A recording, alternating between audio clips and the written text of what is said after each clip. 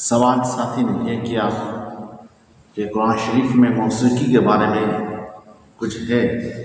موسیقی کا ذکر، موسیقی کی حرمت کیا قرآن شریف کے اندر ہے؟ حدیث مبارکہ کے اندر تو ہم سنتے ہیں کہ آپ علیہ السلام نے منع فرمایا، لیکن بات یہ ہے کہ آپ بتائیں کہ قرآن شریف میں اللہ تعالیٰ نے اس کے بارے میں کچھ احکام نازل فرمائے، تو آپ میری بات یہ سنیں کہ جب آپ علیہ السلام نے فرما دیا تو اب دوبارہ اس کی تحقیق کرنا، تصحیح کرنا یا قرآن شریف سے دلیل لازمی پکڑنا یہ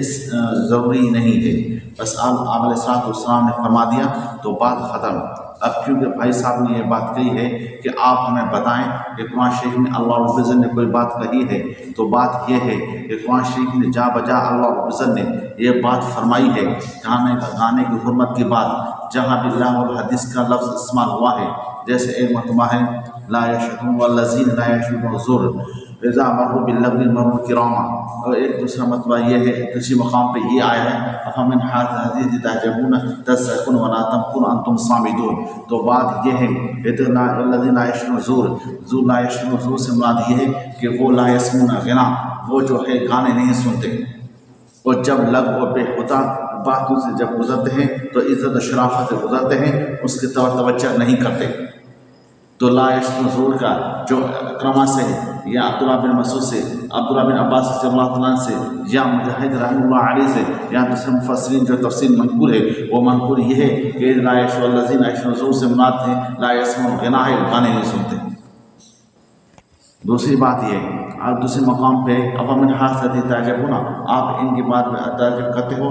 یہ جو ہنستے ہیں روتے نہیں ہے، وہ کیا روتے نہیں ہیں، وَأَنْتُمْ سَامِدُونَ، اور تو یہ تم کھر رہے ہو۔ بات یہ ہے کہ دیکھو سامدون یہ یمنی لغت کا لفظ ہے، یمن کا کوئی آدمی کسی کو کہے مجھے گانا سناؤ تو وہ کہے گا اسمر گانا سناؤ، تو تم سامدون سے مراد بھی گانے کی حرمت ہے کہ گانا نہیں سنا جائے۔ اور ایک بات میں آپ کو یہ بتاؤں، حدیث بخاری شریف کے اندر حدیث مبارکہ ہے، جو گانے کے لوگ شوقین ہوتے ہیں ان کے چین کو اللہ تعالیٰ خنزیر بنا دے گا۔ ایک حدیث شریف میں آتا ہے جو امام بخاری رحمہ اللہ علیہ نے بھی نقل کیا ہے، فرمایا آپ نے صلی اللہ علیہ نے فرمایا کہ ایک کو جب ایک قوم ہوگی جو کیا کرے گی، زنا کو، ریشم کو، شراب کو اور گانے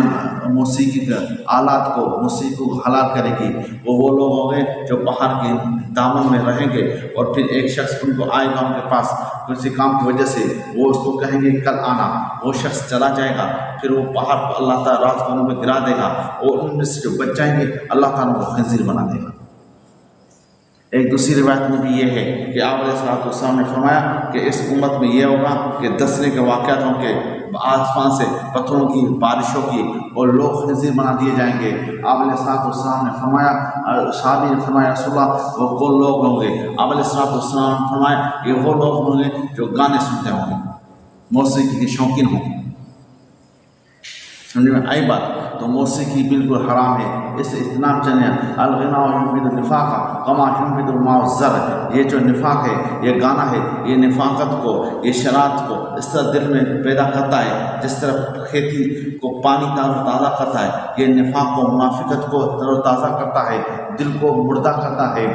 ہاں یہ ہے کہ آدمی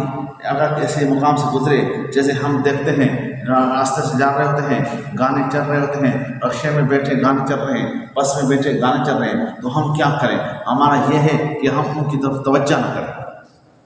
ان کی طرف توجہ نہ کریں، ان کو دل سے سنیں نہیں۔ اگر ہم ان کو توجہ سے سنیں گے، ان سے لذت محسوس کریں گے تو ہم گناہ گار ہوں گے۔ اگر ان سے ہماری لذت محسوس نہ ہو اور ہماری ان کی طرف توجہ نہ ہو تو پھر ہم گناہ گار نہیں ہوں گے۔ اللہ تعالیٰ علیہ کی حفاظت فرمائے۔ اور یہ جو ٹون ہے،